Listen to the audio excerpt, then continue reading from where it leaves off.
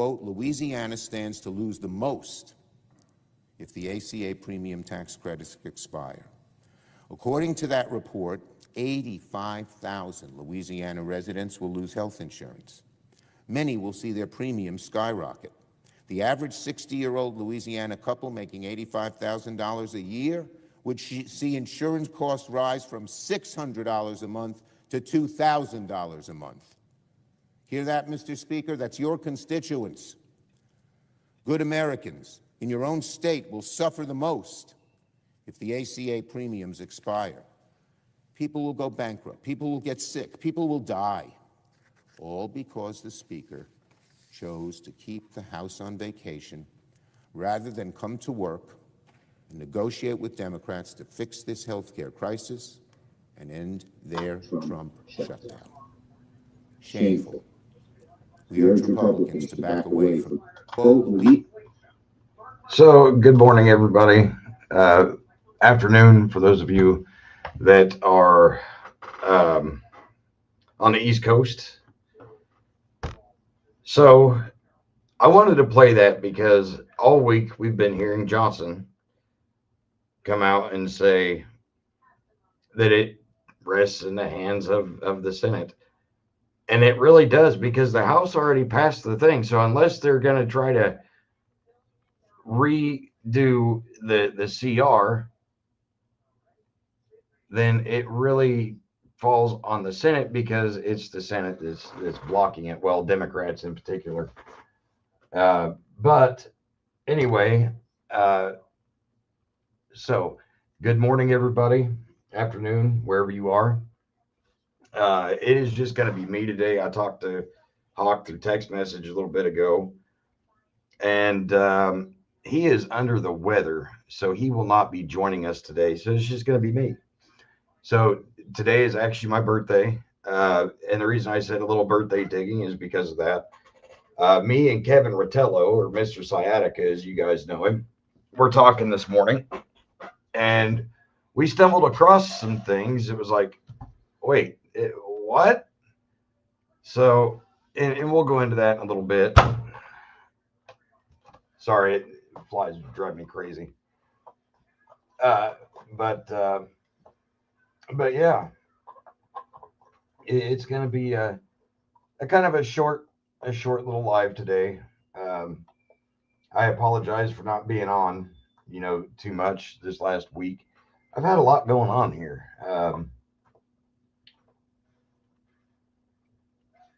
We had to replace our well pump and bladder a couple of weeks ago.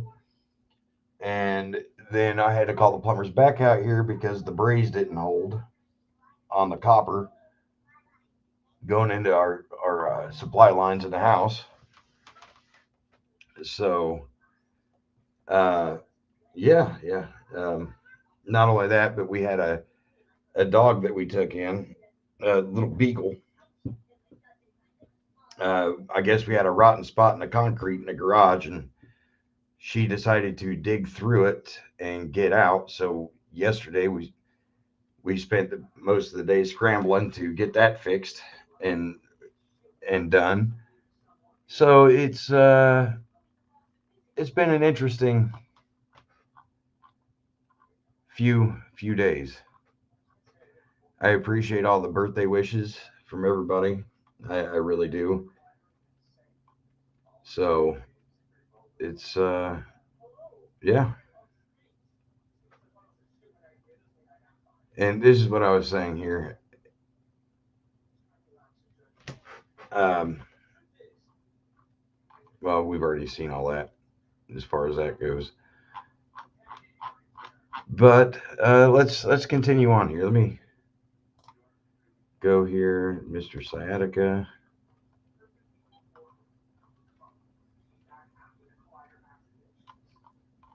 So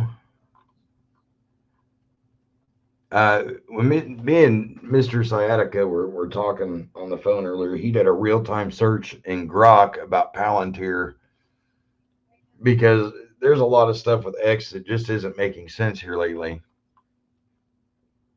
And especially with X.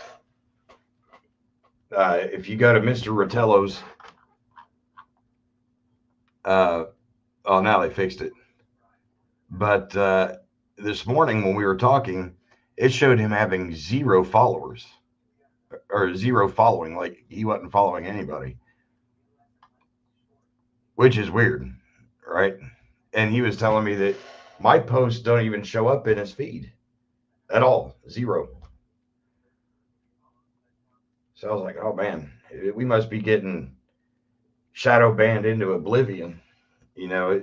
So anyway, this is what he was saying. All right. So if we look here,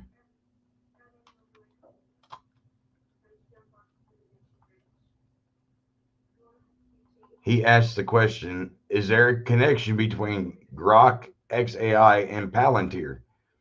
And Grok responded, yes, the AI model from XAI has a direct integration and partnership link with Palantir Technologies,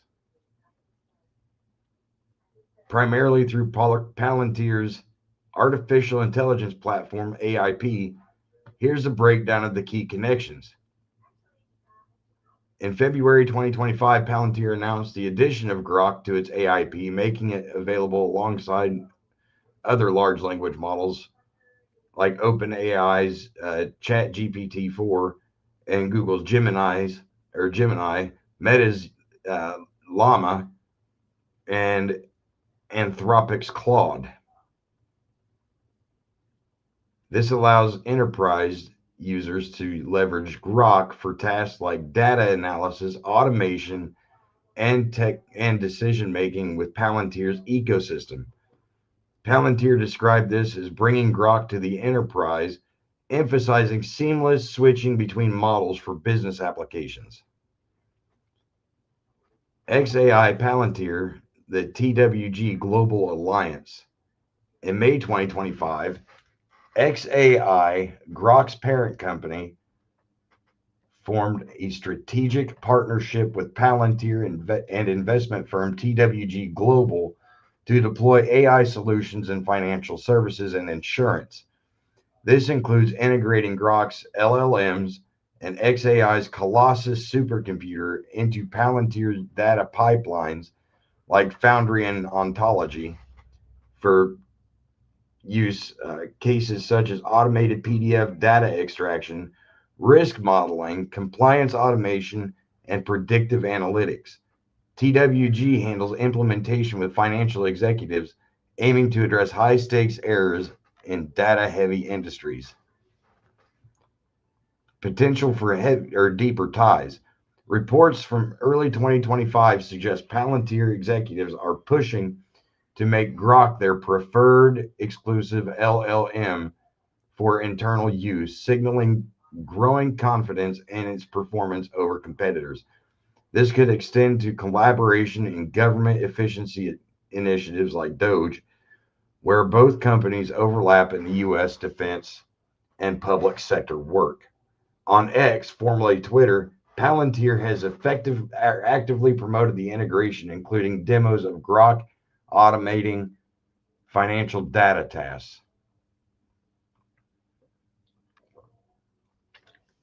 Now, I'll go ahead and do this. While the Grok partnership is collaborative, there's emerging tension. By mid-2025, XAI launched Grok Government, or Grok for Government, positioning it as faster, more agile system to Palantir's data infusion tools in areas like military logistics and fraud detection. This could spark competition in shared markets, but hasn't disrupted the core AIP integration. Overall, the link is technical and strategic. Grok powers Palantir's AI capabilities for enterprise and finance, driven by synergies between Elon Musk's XAI and Palantir's data expertise. No evidence of deeper ownership or data sharing beyond these announced integration. If you're asking about specific aspect, let me know for more details. So he actually asked his question twice. Okay. And the second time, Grok like shut him out. Like he couldn't he had to ask the question again, and then it wouldn't pull it back up. So when I did some digging a little bit while we were on the phone, let me pull this up here. I actually saved it down here. And this, all right, I asked who started Palantir, who are the current board members of Palantir, and who is the CEO of Palantir. Okay. So it responded with, let me enlarge this a little bit so everybody can see it.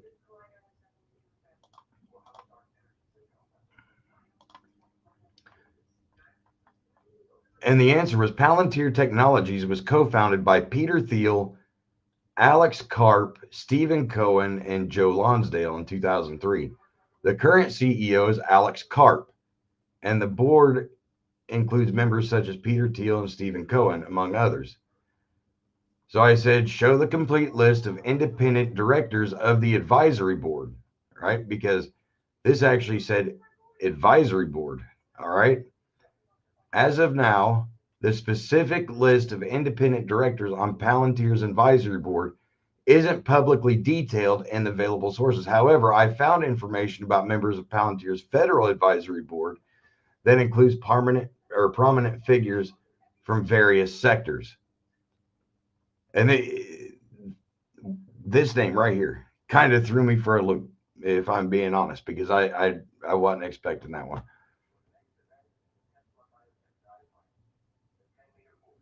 So, Dr. Deborah Birx, the former coordinator of the White House Task Force and ambassador at large for PEPFAR. All right. Then we have the Honorable Will Hurd, former representative of Texas's 23rd District, General Gustav F. Perna, U.S. Army retired, former Chief Operating Officer, Operation Warp Speed, former Commander in Army Material Command, and Mr. Greg Simon, former Executive Director of White House Cancer Moonshot Initiative. So while this table provides some of the influential members of the advisory board, more comprehensive details about independent directors that specifically focus on corporate governance might not be readily available in public domains. For the most accurate and updated details, I recommend checking Palantir's official investor relations in their press release. So that was interesting because we all know about Deborah Birx, right? We all remember her in the epic, I'm just going to call it for what it was, clusterfuck in 2020 with the COOF, right? And we all remember that. It didn't take a rocket scientist to figure it out, you know.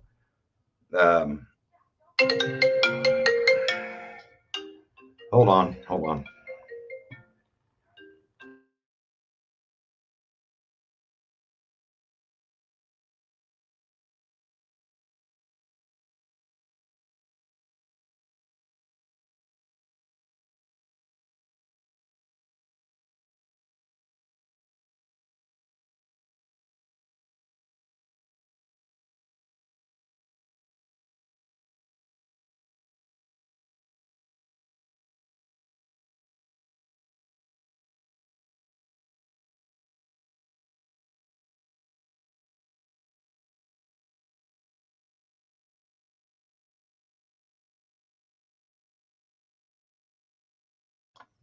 All right, folks.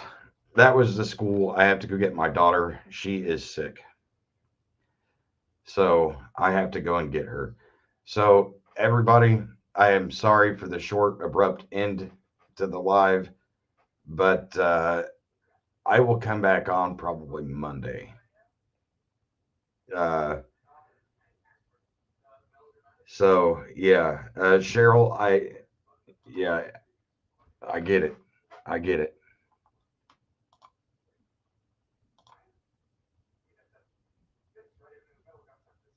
But yeah, I got to get going. I got to go get my daughter, and I will see y'all probably Monday or Tuesday. Okay. Have a good one, folks.